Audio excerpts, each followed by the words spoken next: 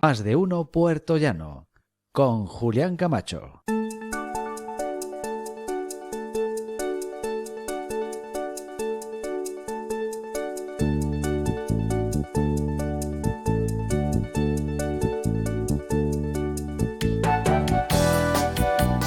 Seguimos con todos ustedes en directo en Onda Cero Puertollano e IMAX Televisión. Y vamos a hablar con un joven escritor que nació en Ciudad Real en el año 82 y que se llama don Ángel Luis Moraga. Buenos días. Hola Julián, buenos días. Qué placer que estés aquí con nosotros. No, el placer es mío estar aquí en la tierra. Una persona que tiene un trabajo complicado, ímprobo, pues digo sobre la novela que vamos a presentar, pero que su vida transcurre como docente, ¿verdad? En Madrid. Sí, bueno, en Madrid es donde actualmente vivo y trabajo, pero también he sido docente aquí en Castilla-La Mancha. Hace años trabajé, mi último destino fue de hecho en el Instituto de Santa Cruz de Mudela. Y... Buena tierra también, porque además has nacido en Almagro. Bueno, en Ciudad Real, pero sí. Ciudad Real, sí. Pero bueno, evidentemente has vivido mucho tiempo en Almagro, tus padres son de Almagro. Sí, correcto. Estudié allí hasta que llegué a la universidad y bueno, pues luego ya me marché y anduve por territorios dando clase como Canarias, Estados Unidos, Canadá, hasta que volví a España y recalé en Madrid. Pues eres un trotamundos. Un poco, me gusta viajar. Ser profesor de lengua, literatura y geografía e historia condiciona las narrativas que haces. Bueno, yo creo que es una mezcla importante y que a mí me gusta, ¿no? El poder, porque todas mis novelas siempre tienen un trasfondo histórico, me gusta mucho la historia, los contextos reales en los que se basan, pero a la vez jugar con la magia de la literatura pues hace que una obra sea eso, sea una mezcla de realidad y ficción en la que puedes jugar muy bien con los personajes, encajarlos en épocas históricas, como digo, pero a la vez te deja ese margen de libertad y de maniobra para poder tú bosquejar y describir esos personajes que concibes en la mente. Lo que no está para decir que te exige una gran investigación, dado que el contexto en el que hablas pues tiene que ser real.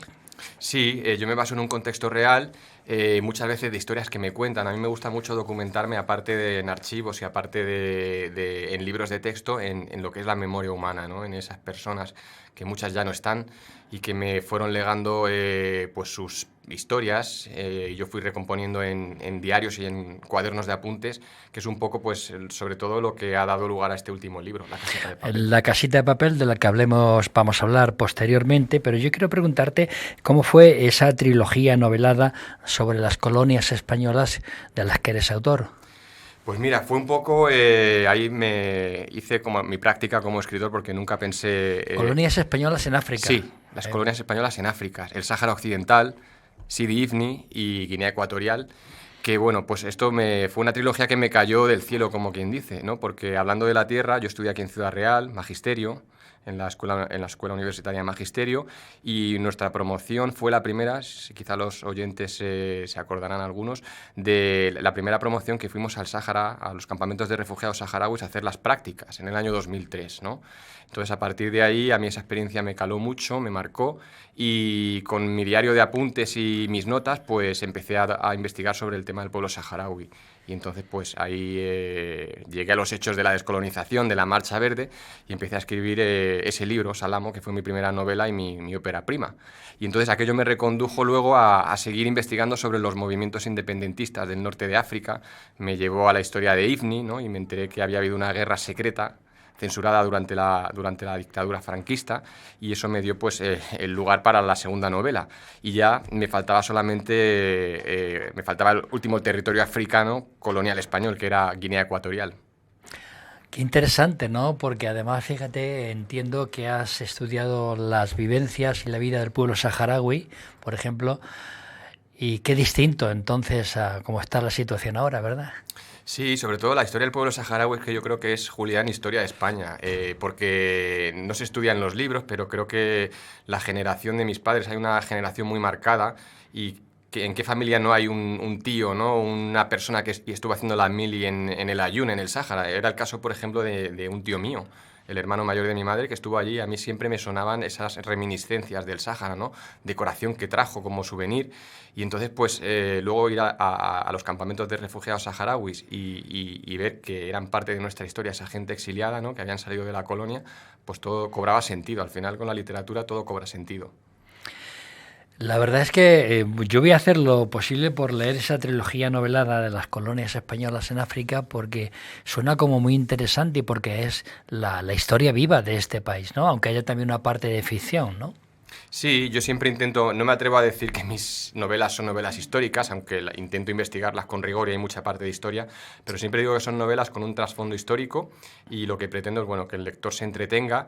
Hay mucha aventura, hay mucha intrahistoria, hay personajes que son fantásticos, pero siempre con el tema de la historia detrás. Y no sé si es un poco mi, pues, de formación profesional, ¿no? Pero hay gente que me dice que cuando ha leído mis novelas, pues que ha aprendido mucho. No es mi objetivo que tener un componente didáctico en las novelas, pero bueno, si la gente aprende y se entretiene, pues yo ¿Es quizá tu fuerte satisfecho. la narrativa? ¿La Ángel? narrativa? Sí. Sí, sí. De hecho, tengo la narrativa que yo escribo, pues te comentaba antes que es muy extensa. Quizá debería aprender a hacer el ejercicio de escribir pues algo más corto, porque me enrollo a escribir y me llevan novelas de más de 500 páginas.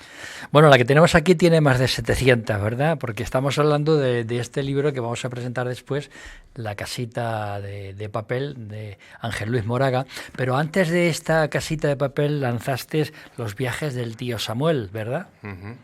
Los viajes del tío Samuel es mi anterior novela y es un libro que podría denominarse también como una precuela de este libro, porque de hecho el tío Samuel es un personaje que aparece en esta casita de papel y que fue tan fascinante que me dio pie para escribir una novela en primera persona, como un diario de viajes. Entonces, en Los viajes del tío Samuel, que se publicó no hace ni un año, en marzo de 2023, pues es un recorrido histórico por el siglo XX, es decir, a través de su protagonista, el tío Samuel, que es un trotamundos, un vagabundo errante, pues viaja por todo, nace en 1900 y él escribe el diario en 1968, con lo cual le han pillado todos los acontecimientos históricos que suceden en el siglo XX, desde la gripe española, la Primera Guerra Mundial, pasa por la República, la Guerra Civil, la Alemania nazi, y entonces es un recorrido, la historia del siglo XX a nivel mundial. ¿Y existe el tío Samuel? Bueno, esa es una buena pregunta. No existe como tal, pero sí es un personaje que está cogido de diversos personajes.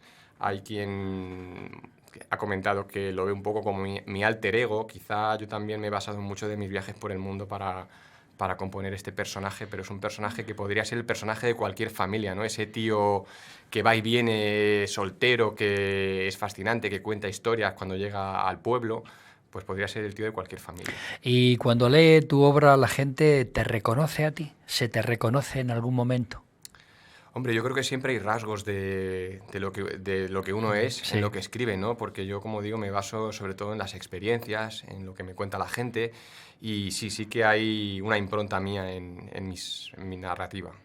Ángel Luis, después, lo último, La casita de papel, independientemente de que incluso has escrito un cuento, El niño del desierto bajo la nieve, ¿verdad? Bueno, El niño del desierto y Bajo la nieve son dos libros son dos distintos. diferentes, sí.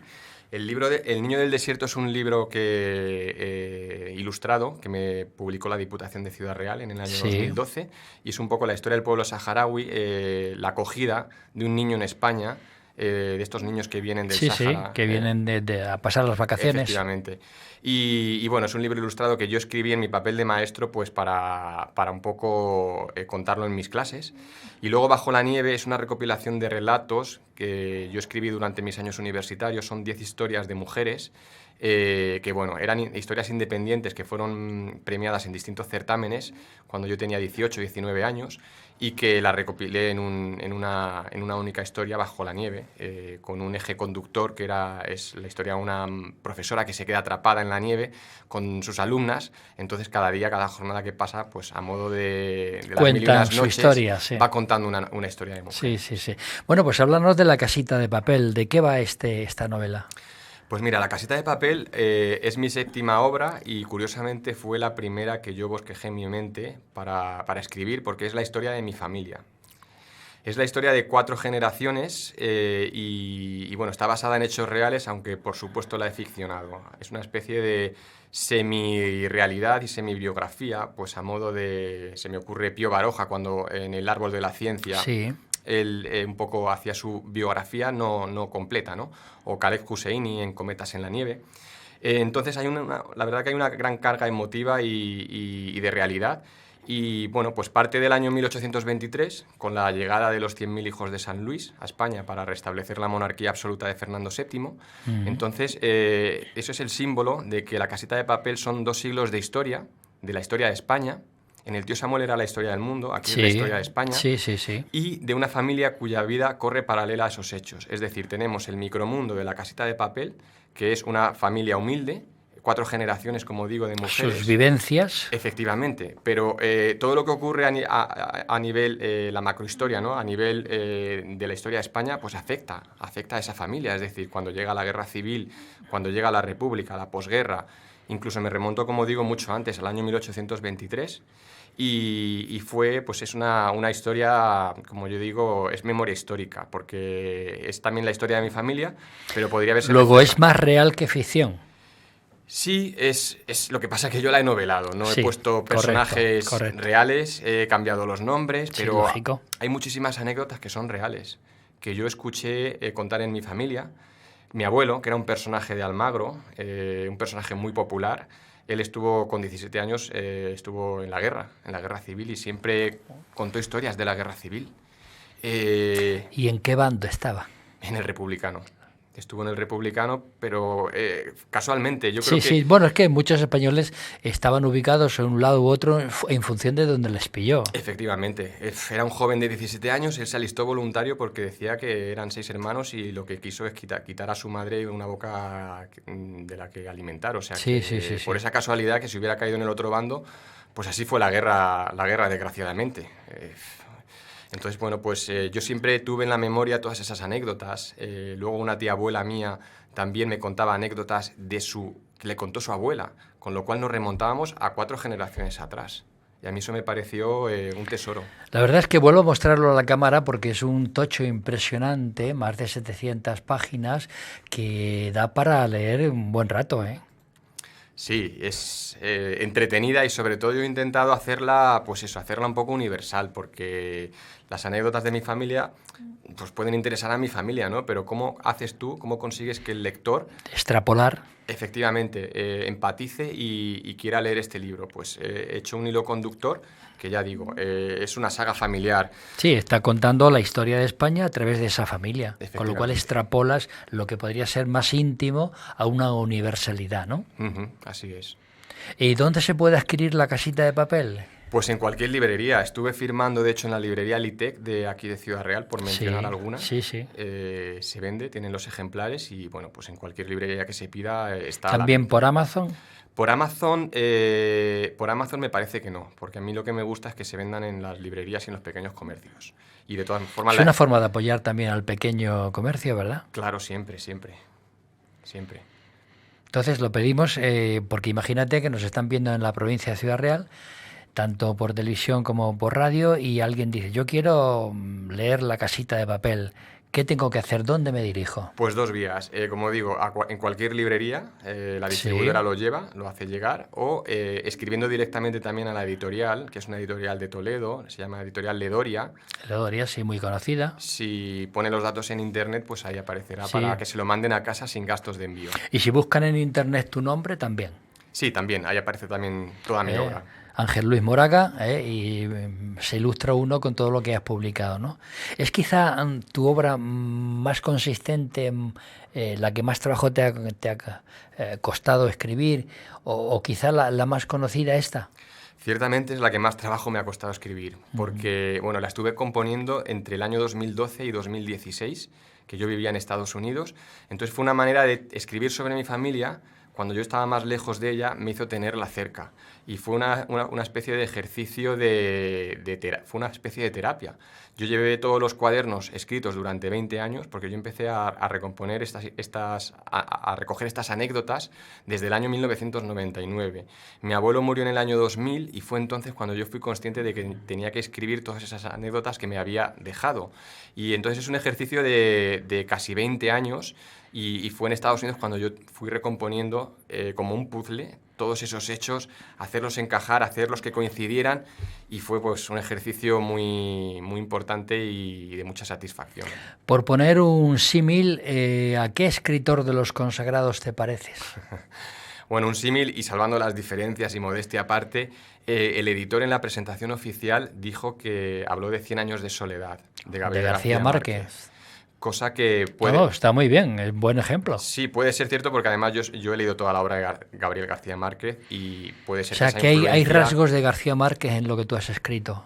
Claro, el realismo mágico a mí también me gusta mucho, ¿no? Todos los autores como del boom latinoamericano, como Cortázar, Juan Rulfo, Isabel Allende también, lo han comparado con La Casa de los Espíritus de Isabel Allende. Sí, ¿no? gran libro también. Es una saga familiar, como digo, donde las mujeres tienen un valor muy importante. He de decir que en La Casita de Papel las mujeres tienen un gran peso, y el título, aprovecho para decir que no es como la serie, no es copiado de la serie esta tan famosa. Iba a preguntarte eso.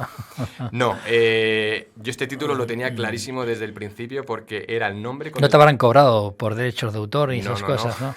El otro es La Casa de Papel. La Casa de Papel, sí. Este es La Casita. Sí, sí. La Casita era la casa donde mi abuelo materno alquiló para criar a su familia. Él la llamaba, se refería siempre a La Casita de Papel. O sea, que es original tuyo. Sí, completamente. Bueno, pues ¿cómo te defines como escritor? Ya nos has dicho rasgos, muy parecido en la narrativa al menos a García Márquez, pero ¿cómo te definirías como escritor? Bueno, pues yo escribo sobre lo que me interesa y sobre lo que me llama la atención, ¿no? Soy un poco un escritor de temas sociales, es decir... ¿Te inquieta la situación social? Claro. Por ejemplo, empecé escribiendo, como digo, la historia del pueblo saharaui, ¿no? Era algo que me interesaba. Ese es un ejemplo. Sí. Luego, en la tercera novela de la trilogía, pues contaba la historia de un inmigrante que viene de África en patera hasta España, ¿no? Me interesa mucho el tema de la libertad. En todos mis libros yo creo que la libertad es un tema principal, porque sin libertad no somos nadie, ¿no? Y ciertamente. De hecho, este libro, La Casita de Papel, es un largo camino hacia la libertad. Parte de 1823 y se va viendo todo el proceso de la historia de España, de lo que somos hoy en día como país, porque venimos de unos orígenes en los que no había derechos sociales ni derechos humanos. Venimos, ¿no? de una dictadura, obviamente. Sí, pero incluso mucho antes, Julián. En La Casita de Papel se describe la situación tan terrible del campesinado a principios del siglo XX, todas las guerras que se han vivido aquí en España, los conflictos, ¿no? Los cambios de poder, de gobierno, hasta que afortunadamente pues, el libro llega a la época actual, que es la democracia, y entonces ese es el largo camino hacia la libertad. Creo que como escritor a mí me caracteriza que me interesa el tema de la libertad. Y es loable, ¿eh? Yo creo que es lo más sagrado que puede tener una persona, la libertad, ¿no? Y por eso creo que haces bien. No obstante, imagino que tus alumnos de lengua, literatura, geografía e historia habrán leído el libro, ¿no? Pues sí, algunos lo han leído. Los más curiosos sí que les ha llamado la atención. ¿Y no les has mandado una tesis sobre el libro? No, intento no mezclar nunca una cosa con la otra. El tema literario con el tema profesional. De hecho, me cuesta a veces hablar de mis libros con los alumnos, porque son cosas totalmente diferentes. Sin embargo, fíjate, siendo complementarias, hay gente que lo vería mal, claro. Uh-huh.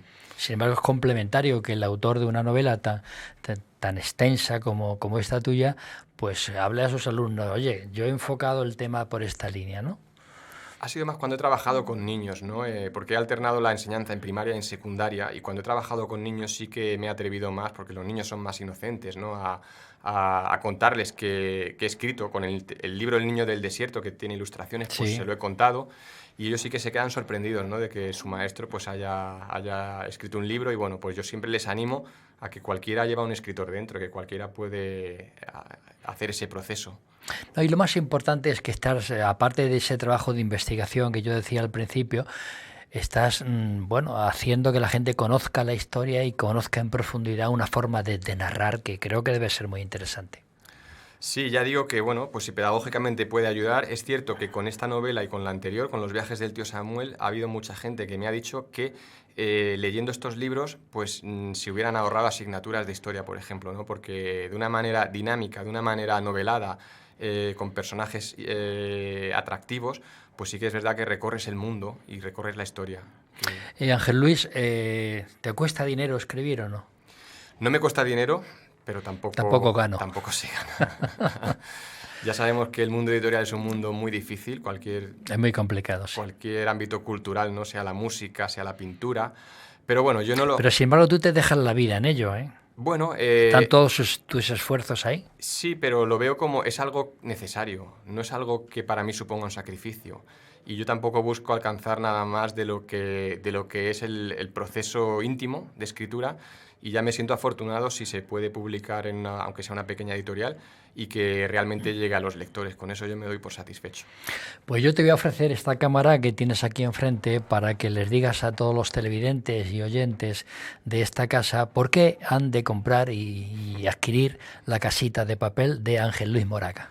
Bueno, no me gusta mucho publicitarme, pero bueno, yo creo que es un libro que bueno, pues está lleno de anécdotas, está escrito con el corazón, y es un libro que tiene alma, ¿no? Los libros que tienen alma creo que son libros que no pasan desapercibidos, no pasan inadvertidos para el lector, y que les deja una huella, ¿no? Después de terminar de leerlos, pues les marca, ¿no? Y es un libro, pues como digo, que recoge la historia, nuestra historia, que es la historia de todos los españoles, y a la vez, pues como estamos en la provincia de Ciudad Real, pues es la vida de una familia manchega, que podría ser cualquier familia, y volvemos a esos recuerdos, ¿no? Que parece que se están perdiendo, como son pues las encajeras haciendo bolillos.